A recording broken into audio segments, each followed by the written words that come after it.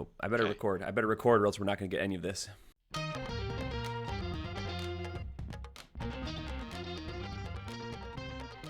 Welcome to another D3 Datacast. It's a new year, but it's the same show. Happy New Year, Matt. How are you? I'm hanging in there. I'm hanging in there by a thread. But happy New Year to everyone out there in D3 Hoops land. Glad to share this with you. Now, Matt, I don't know about you, but I always think about the new year as turning the page from non-conference season to conference play. Now, I know, we see some conference games earlier on. There are a few non-conference games yet to be played, but I always think of that being the unofficial Yeah. turning of the page from non-conference season to the conference season. So this week we're going to talk about 5 races that we see shaping up that look to be the tightest in all of Division III basketball.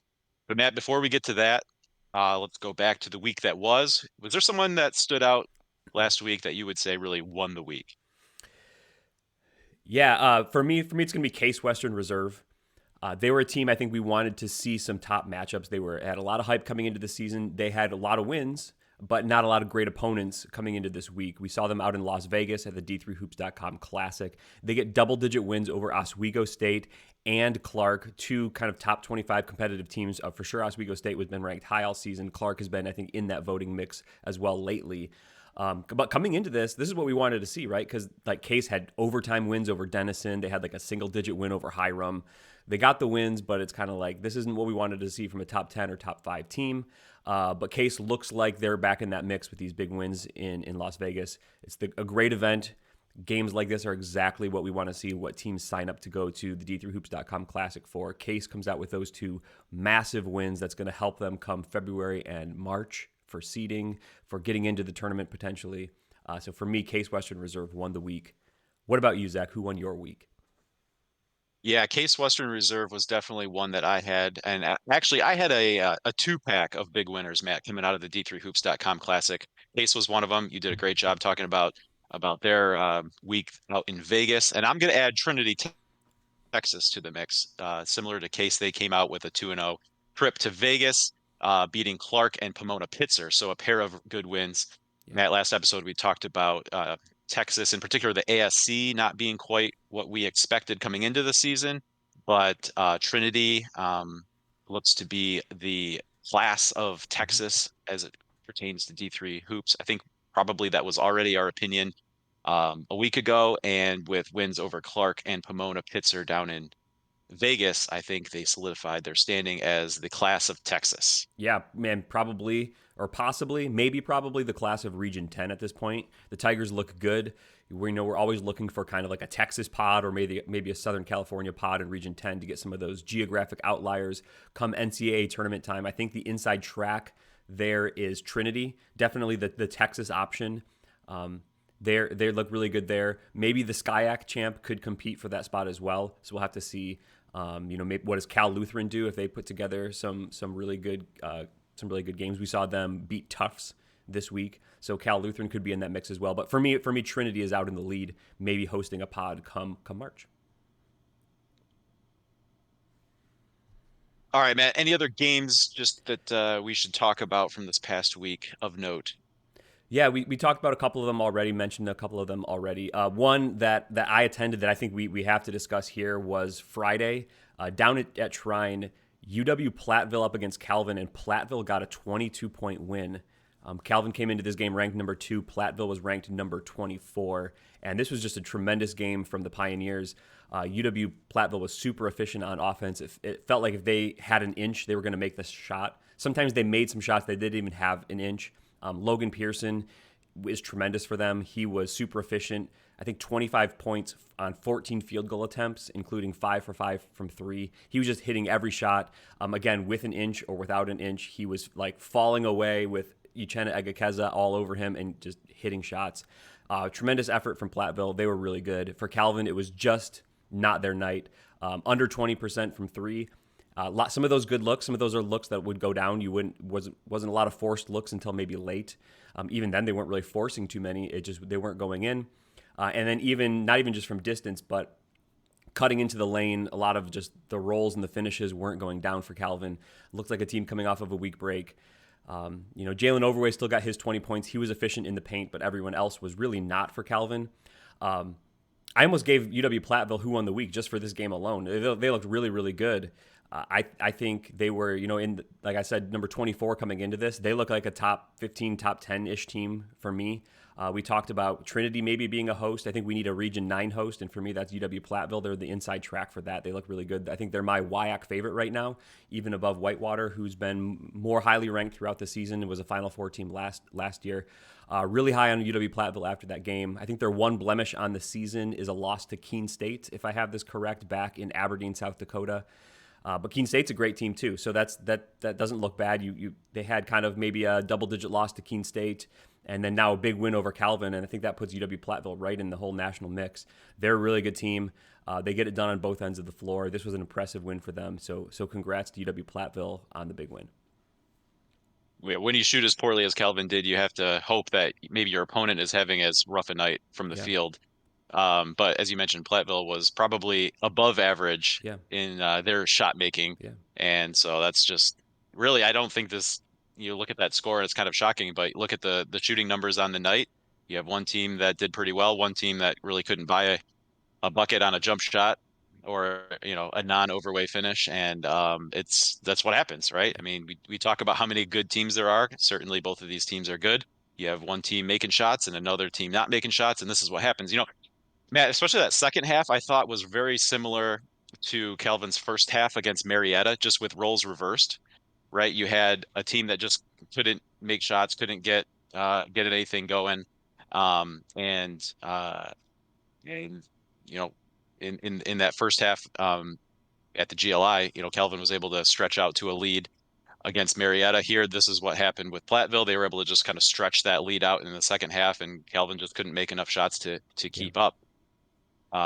So hey, take your lumps, move on. I think the most disappointing thing for me is that this game felt a lot like the game that ended their season last year in the MIAA tournament against Hope, where they just like Yeah, it just wasn't going down, right? yeah, So to have that happen again this year is a little bit disappointing, just to know that remains a possibility to have a game like yeah. that. But uh, uh, you know, it happens. Is a loss to a good team. I don't expect anyone this season to go undefeated, and so this is certainly a game that you can't.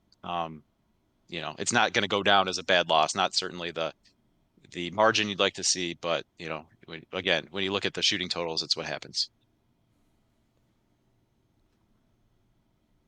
All right, Matt, I think you have another week before you have to start talking about a top 25 ballot. Anything that you're formulating in your mind or you have bouncing around in there that you're going to have to get straightened out maybe a week from now when you're looking at having to submit a ballot? No, just really going through and sifting through all of these holiday tournament type results and putting things together. I think there was a lot of shifting in the ballot. I think we're going to have to make it, a few new teams into the top five, maybe a few teams out of the top five. So I'm going to have a lot of shifting to do on my ballot. And full disclosure, on this episode, we still have not quite had all of the weekly results in. We're recording a little early with the new year, so still a few results to watch. Keep in mind some games we haven't maybe talked about on this episode that you're saying, why haven't we talked about? Maybe they're still in our future, even if they're in your past. But yeah, a lot of sifting to do. I think there's going to be a lot of changeover in the top 25, especially because we kind of took some break in the voting for the holidays, and for there were some games off around Christmas, but then there's a lot of pre and post Christmas tournaments. So a lot of good matchups, a lot of good games, a lot of sifting to do. So this is a long way of saying no, I don't have really insight of how I'm voting yet. Well, I want to ask you this too. With we've had an extended break between polls and also another round of like really big events, teams traveling, playing some really interesting games. Do you almost treat it as not a preseason poll because we have actual results, but almost like starting from scratch as opposed to another one where maybe you can kind of use your previous poll Yeah. as a starting point or your previous ballot as a starting point and do some shifting? Do you almost start fresh? Yeah, this will be basically a completely from scratch. From week to week. I try not to just go week to week and then move teams. But when it's only Right. 1 week and there's only a couple maybe big results, you kind of do that a little bit because You your end up with a opinions. similar result. Yeah, Yeah. right. But this week, yeah, you're gonna have to start over. I'm probably gonna say I'm gonna go Hampton Sydney at number one. Don't know what I'm gonna do immediately after that. But a team like Case Western Reserve will be in the mix. I'm sure there's several others. I haven't really gone through that process yet right now, but it's gonna be like blank slate, wipe everything clean, start at number one. Like I said, I think that's Hampton Sydney for me right now, and then kind of go from there. Well, I know you didn't have John Carroll voted number one in your previous ballot, but in the previous poll they were number one. Then they took a loss Yeah, to Hampton Sydney, and then you look at some of the teams that were maybe other options, knowing early on and after that poll was released that John Carroll was the number one and had lost, right? Like Tufts took a loss, Calvin took a yeah, loss, Oswego State took a loss. So there's a lot a lot to be sifted through, and as it all turns out, maybe some of those teams that took a loss don't actually get knocked that much just because of all the right. shakeup that we've seen. But it gives an opportunity, like we said, now that we've seen some higher level matchups from a Case Western Reserve who are still undefeated, Right. that's an opportunity for them to maybe easily move into that top two, three, whatever it is, area.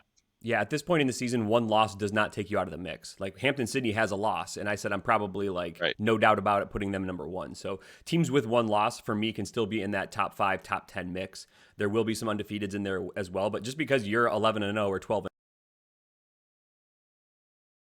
if that loss is to another ranked team or another highly ranked team, right? That might be kind of okay at this point. All right, Matt, let's move into our main topic for the show here. We talked about the calendar changing over from 2023 to 2024 and how, at least for me, that signals the start of conference play. And we wanted to take a look at some of the tightest races, maybe some of the more interesting races to watch during conference play. In some cases, there's some records already on the board because certain conferences already get into conference play earlier in the season, just based on the number of teams and the number of conference games they play.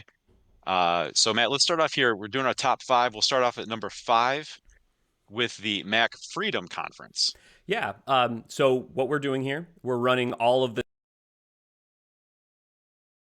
projected results with the efficiency rating, so fractional wins for each team going forward, and we're going to kind of add those up, and we're going to see which five conferences have the smallest separation in projected end of regular season win totals for their conference leaders. The top, we're defining it as top two, but in some of these conferences they have like a top three or four or maybe even five teams that look very much in the mix. So right here we can see on our screen the MAC Freedom standings.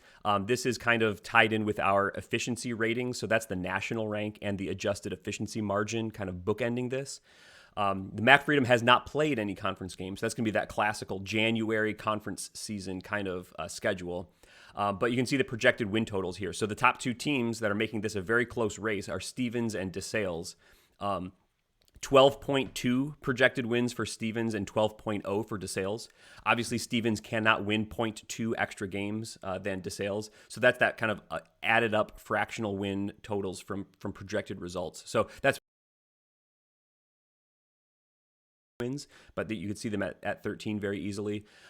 Most likely result for DeSales being 12 wins as well. So these two teams have obviously not played yet. Everyone's 0-0. They have games coming up in January 17 and then February 7 are the two games. So probably looking like a two-team race here in the MAC Freedom between Stevens and DeSales. And these are two teams that the computers like quite a bit overall. You can see ranked 26th and 29th respectively. So teams that are kind of in that top 25-ish mix or discussion, teams that could be ranked. So the race here at the top looks very strong for the MAC Freedom. You can see there's a drop off in rating there to Misericordia, kind of more of a top 100 mix, and then kind of average to below average teams right after that. Yep, and like as you mentioned, they haven't started play, so zeros and zero records across the board here. But taking a look at projected wins as we get into some of the other conferences, that will allow us to account for what's already taken place, and then as well looking ahead based on kind of expectations, based on the computer ratings. Not surprising to see just a fractional win difference between Stevens and DeSales, considering how close the computer sees them in terms of just their overall profile as teams. Ranked right next to each other in the computer rankings. So expect a very tight race. Matt, you mentioned those two games. If they, you know, between DeSales and Stevens, they split, Yeah. and then that's kind of what would the expectation would be, right? Is that they would split. But then if either team is able to get a sweep, suddenly they become probably the overwhelming favorite for the regular Right. season title here. Yeah, sweep would be huge. The computer's kind of expecting, yeah, let's say a split, and then these teams to maybe just drop one other game because conference play is tough. One other stumble, right? Yeah, Yep. and if you can avoid the stumble or if you can sweep, then that team has the lead. Just looking ahead to NCAA tournament, I think Stevens and DeSales are probably both in that Pool C mix. Maybe not like Pool C locks, I don't think, but maybe if they take care of business against everyone else in their conference and maybe earn a split, you could probably be looking at both these teams getting in March. So maybe not Pool A or bust, but you also don't want to have too many stumbles in conference, or else that becomes maybe a one bid league. Yep. Especially if we see another situation like we saw last year where it was like bubble burst after bubble Yeah, burst, right? right. You Yeah, don't want to put yourself in doubt. exactly. Yes. All right, Matt, number 4 on our list, probably no surprise, a conference we've talked about a bunch, and that's the ODAC. Yeah, we talked time and again about this maybe being the deepest league, maybe even the strongest league at the top. A lot of teams in this conference, but a lot of quality, especially up at the top of the ranking. So, and interesting to see the computers still really love Randolph-Macon, right? I said I was probably going to vote Hampton-Sydney number 1. The computer still sees Randolph-Macon surprisingly as number 1 at this point, even though they've taken losses on the season. They've played a really tough schedule and they've gotten a lot of wins against that schedule, even though they've suffered some losses. So you can see right away Randolph-Macon, Hampton-Sydney, Guilford, and Virginia Wesleyan all having one loss in conference play. It's actually still Hampton-Sydney that's projected to finish just ahead, a 13.2 wins versus Randolph-Macon's 13.0, even though it's very tight there, the computer ranking 1 and 3. But Hampton-Sydney does currently have one head-to-head win against Randolph-Macon already in the books. The ODAC does not play a full double round robin schedule. They kind of play like 1 1/3 times through the league, I think, every year or thereabouts. But Randolph-Macon and Hampton-Sydney do play twice this season in conference play. Randolph-Macon having already lost one of those games, Hampton-Sydney winning. So that's a little bit of an advantage for Hampton-Sydney having that one head-to-head win in the books here. But also, not really out of the mix is Guilford and Virginia Wesleyan. They're projected for, maybe a full win less. But again, you get a head-to-head win, you get a big couple of results. And, those teams could be right in the mix as well. Yep, Guilford already has the head-to-head win over Hampton-Sydney. And then Randolph-Macon and Guilford only play once in the regular season. So the winner of that game gets a big advantage. And Randolph-Macon's other single game is against Virginia Wesleyan. They have played twice. They had a very early season meeting, which was a non-conference game, Right. and Virginia Wesleyan won that one. But Randolph-Macon won the second game, which is probably the one you want to win because that was the conference Yeah. game. So Randolph-Macon and Virginia Wesleyan meeting just once officially in conference play, and Randolph-Macon already picking up the win. So I think you can kind of see some of those early season results already shaping the projection from here based on who's only playing once and who may already have a head-to-head win in that top grouping. Yeah, and there's going to be some games between those two teams still to play, and that's going to shape things as well. But again, this league is deep enough that those top 4, they're going to take losses. We've already seen Shenandoah beat a Guilford, right? So Right. there's going to be some additional losses. You see how deep this conference goes into the top 100, and then even outside of the top 100 is Ferrum, who's just outside the top 100. So a very deep league. Some of these teams in the middle and toward the bottom are gonna come up and bite some of these top 4 or 5 teams. When it comes to NCAA tournament time, I think we're seeing Randolph-Macon, Hampton-Sydney, Guilford, and Virginia Wesleyan almost as locks at this point, right? They can't go into conference play and just stumble a bunch of games. But if they take care of business and come, really close to these projected win totals in conference play, and have decent showings in the conference tournament, they're probably getting in. And then you're also talking about a team like Shenandoah maybe also making it in as well. So you could be seeing up to 5 ODAC teams, I think. And then if someone like Washington and Lee or Roanoke goes on a crazy ODAC tournament run and somehow wins that, that's going to be a gauntlet. But if they could somehow win that, then, is there a path to 6 ODACs? Maybe you're knocking Shenandoah out at that point or something like that. But there are going to be a lot of bids from this league. Seeding in the ODAC tournament is obviously going to be huge. So this conference race is still big to win the league. Again, that's always a big thing, winning your league, getting that league trophy, cutting down the nets, getting seeding for your conference tournament. And, you're going to play like 3 or 4 regionally ranked games in the ODAC tournament. So boosting your resume, the winner of that tournament, if it's one of these top teams, like is probably going to be like a number 1 or number 2 seed in a region. So lots of national focus in the ODAC race. It's going to be a great race. Going to be big weeks, big games week in and week out. Probably one of the best games in the country any given week is going to be in the ODAC, and it's going to be a great one to follow. Yeah, our game of the week might as well be ODAC game of the week, Yeah, yeah. right? We'll try to mix it up, but it's going to be a lot of fun. Just weekly basis, we'll be seeing great games out of that league. All right, Matt, another one that's shaping up to be one of the tightest conference races that also has some national appeal, just like not to the degree maybe of the ODAC, but that's the OAC. Yeah, really strong league here. Again, you can see a bunch of teams in. I say a bunch because I can't count this that high. A bunch of teams in the top 100, and then the teams that are not in the top 100, are still kind of flirting with average at the very least. You see John Carroll, Mount Union, Heidelberg, Otterbein, Marietta, all projected for like 10 or more wins in conference play. The top 2, though, right now looking like John Carroll and Heidelberg. They're both sitting at 4-0, and they're both projected for right around 14 conference wins. So that's going to be kind of interesting, even though Mount Union is sticking in there at number 20 by the computer, number 20 nationally by the computer. They've already taken a loss. They took a loss to Wilmington, which was not a great loss. So that kind of gives Heidelberg the advantage right here. But the other thing to watch, I think, for the OAC is that the heavy hitters have not really played each other yet. We've got most of these teams playing 4 games, or all these teams playing 4 conference games already. And I think the only game amongst those kind of top 5 has been Heidelberg has beaten Marietta and beaten Otterbein already. And I think other than that, all of those teams are yet to play each other. So just here's an example for John Carroll in January. They play Heidelberg, Mount Union, Marietta, Otterbein, then Heidelberg again. And oh, by the way, there's like a couple other games in there against maybe Ohio Northern and Baldwin Wallace or something like that. So it's a big, big January for John Carroll. Not that any of the conference race is going to be settled by then, but they're going to probably take a couple of losses in there. If they happen to go through that unscathed, then like they're going to be far and away the favorite. But a lot of big races to come in January and February in the OAC amongst those kind of top 4 teams, 5 teams. Yeah, you talk about how big of a loss that Mount Union took against Wilmington here.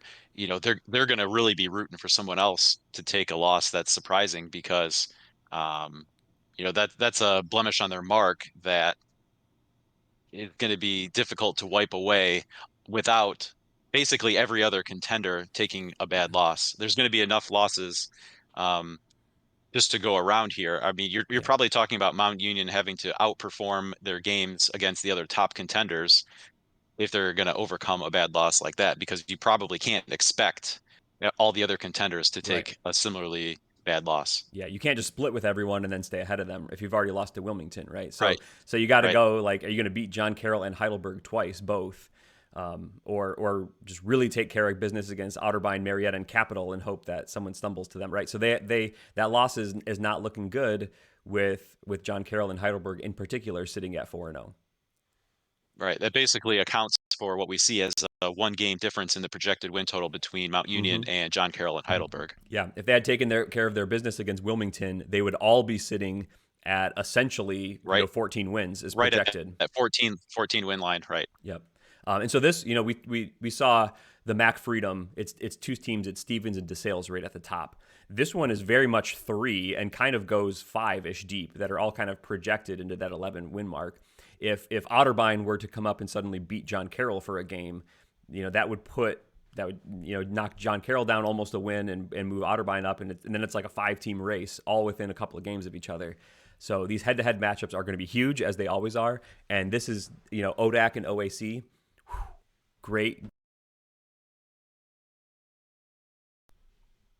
Then what it's going to do is it's going to put whoever wins that first game, it's going to put pressure on the loser to come back and at least get a split in that second game, right? Yeah. Yeah, and this is true in every conference, but protecting home court and then trying to steal those road wins against those other top teams. That's what Yep. puts you in position.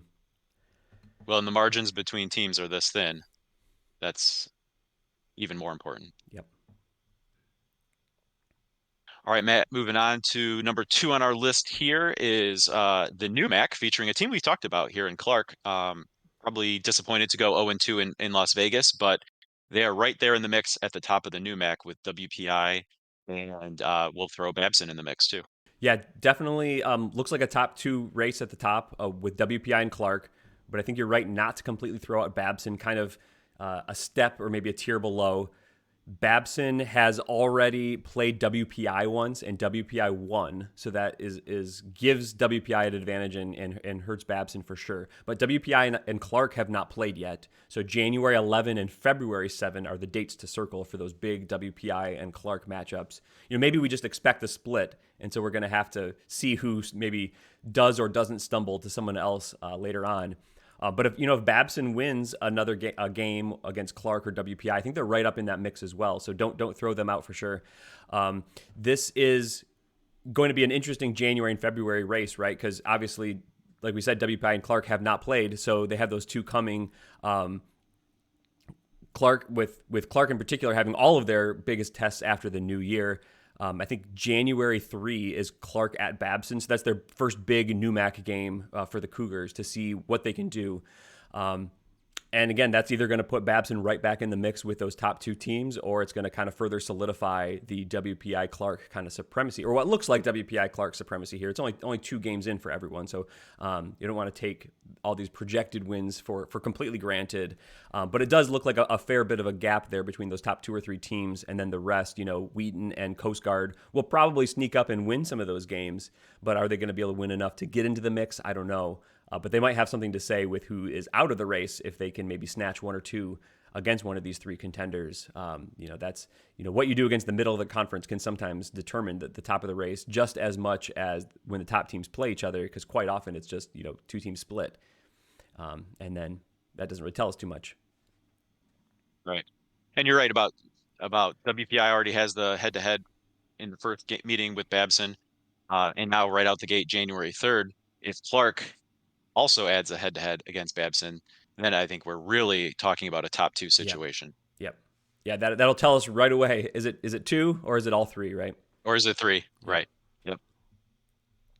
All right, Matt, one more, what we consider the tightest race coming in here, and that is the NAC, the North Atlantic Conference. Kind of an interesting dynamic here. Yeah, and this one's interesting too because it's not the league you think about when you talk about national races, right? We're not talking about a lot of Pool C contenders here. But the NAC is a league that has grown in size. It got a couple of the GNAC, or not the GNAC, the NECC kind of cast-offs, maybe that's a wrong term. A couple of them joined the Remnant. Yes, that's better term. A couple of them joined the NAC. A couple went over to the GNAC. But so we've grown here. We're 2 divisions in the NAC. But looking at the top, you see Morrisville State there sitting at 3-0 in conference play. They're 86th nationally, so a good team, solidly above average in that kind of maybe top quarter. And then Husson right there at 109, so very similarly rated, similarly ranked. They're sitting at 3-0. Both of these teams, this is the tightest race, right? Both of these teams projected for 13.2 conference wins. But a very interesting dynamic here. We talked about this being a big conference. There's 2 divisions here, and Morrisville and Husson are on the opposite sides, and they don't play each other. So I think, I don't know the complete structure of the tournament, but I think the first time we might see these 2 teams play is in the championship game of the North Atlantic tournament. And that would be very interesting. Usually you're talking about a conference championship game maybe being teams that have already played 2 times. This is maybe the 3rd meeting. This is going to be the first meeting between 2 maybe similarly rated conference teams. Being in that mix, probably not a Pool C league, so 1 bid only. That could be a very, very interesting dynamic. I think the other interesting thing going on in the NAC, because it's 2 divisions, I think there's some amount of crossover play, but not a ton because the divisions are not exactly numerically balanced. But Husson does not play Morrisville State, like we said, SUNY Delhi, or SUNY Cobleskill. They do play 2 against Maine Farmington, 1 each in January and February. But other than that, they're not really playing any of the other teams kind of in this maybe upper tier of the whole conference. So I think that will give that'll give Husson, I think maybe a little bit of an easier path to total win-loss record in the conference. Morrisville State does play some of these other teams. And they're, maybe the computers like them just a little bit more, so maybe they're better suited to play those games. But very interesting dynamic in the NAC race. I think enterprising viewers of the show have been paying attention to Maine Farmington all year since they were the pick in our conference champion draft back in the preseason. Mr. Bob Quillman has been riding the Maine Farmington train, and I think they're in the mix. But they're not the go-to pick right now. So, some interesting stuff out of the NAC, especially what's going to go win-loss between Morrisville and Husson without that head-to-head game. Yeah, very, very interesting. So, we always talk about how anything can happen in conference tournament play. So, Matt, it's a really interesting the dynamic here to look forward to a potential Morrisville Husson matchup in a conference final.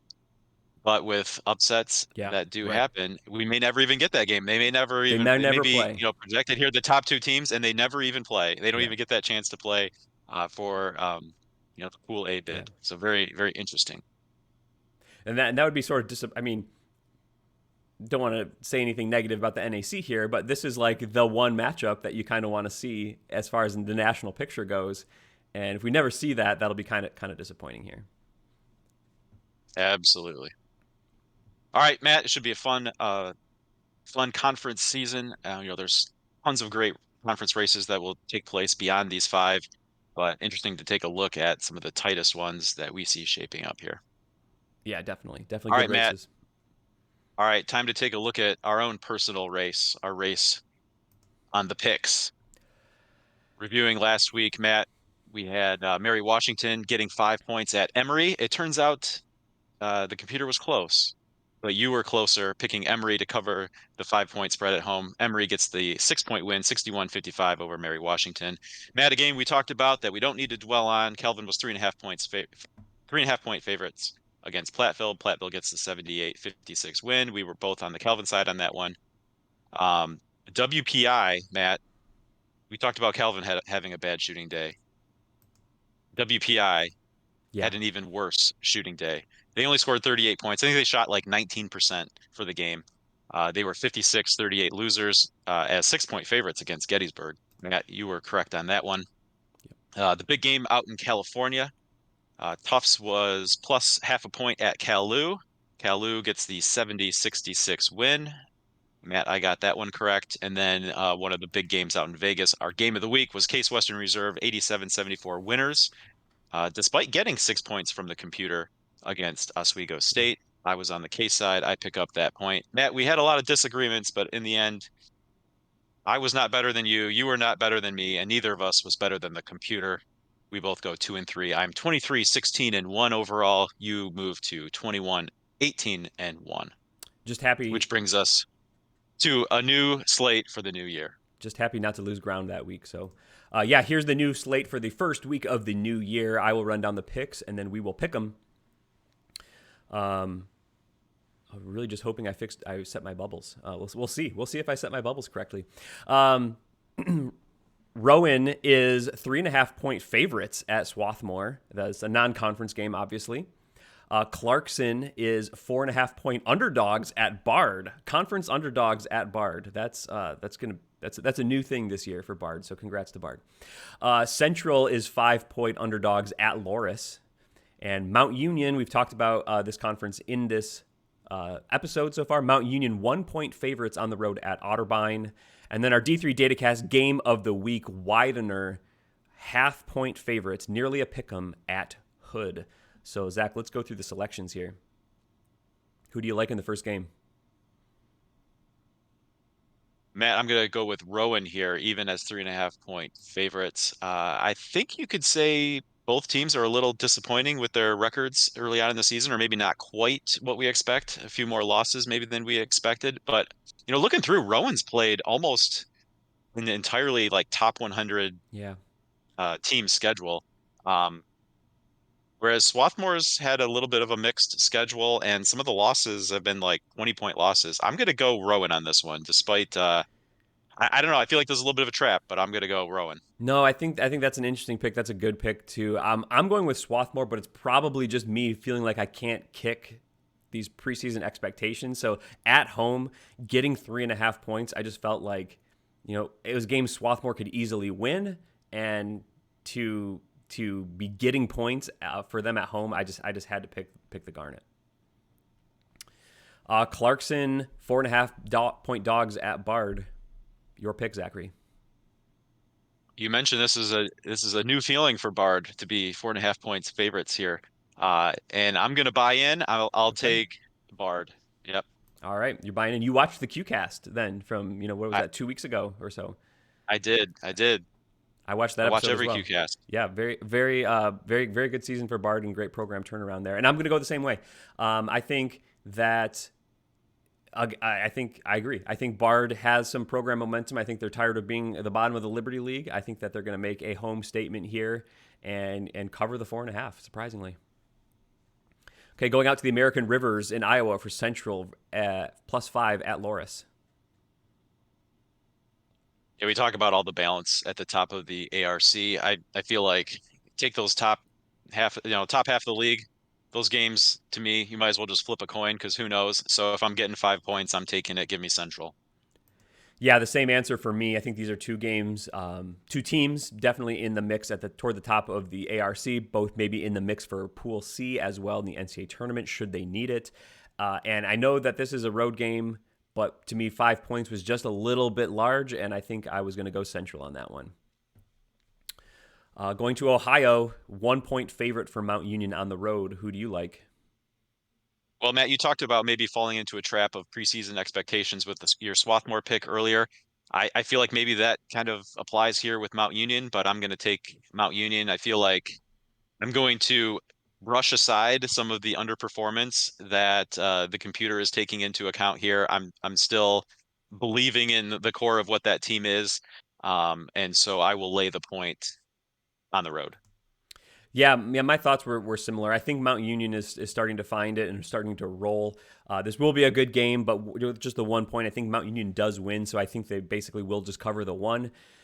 I think the Purple Raiders start putting things together and make that climb back up the top 20, or at least for my ballot, which I kind of was removing them. I think they're going to make that move back towards the top 25 and probably the top half of that top 25. Game of the week. Well, we talked about the race in the MAC Freedom, Yeah. Matt, but there's another good one here in the MAC Commonwealth, Widener and Hood. Um, I think this is a classic case of me in conference play. I'm going to default to the home team, so give me Hood. All right. Taking Hood. I'm going to go with Widener. I just really believe in what Widener is doing. Their kind of spot as a top 25 team. I think maybe Hood for me is just outside that. That maybe within the margin of home court advantage, though, just a half point. I do think Widener wins, so the -0.5 makes it essentially a pick 'em. So I'm just going to pick the winner of the game. I think Widener does. Will be a good one. Definitely, if Hood wins this, then they're, I think, very, very, as you said, very much in that conference race. But I believe in Widener. I think that they're a very good team, and I think that they can win this one. So we'll see. We will see.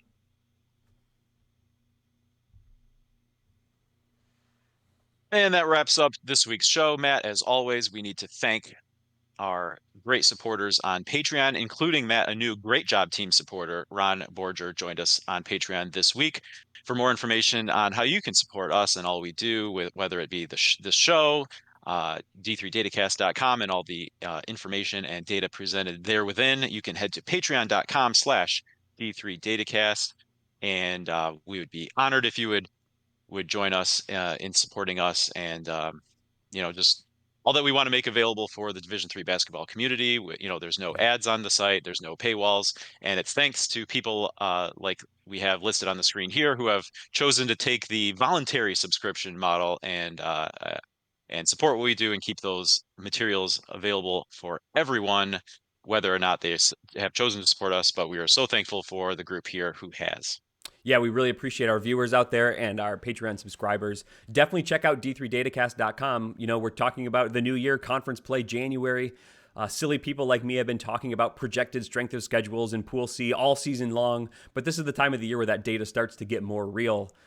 both the in season, like what's actually happened to date, and the projected numbers start getting dialed in a little bit more, especially the SOS numbers. So you can start looking at that and start thinking, which teams are in that Pool C mix, which teams might be hosting, which results are really going to kind of change those thoughts. What are those key wins, those regionally ranked wins? So you can get some of that insight in d3datacast.com. Just look at the regional rankings tab at the top of the page. You can get men's basketball and women's basketball. Take a look at there.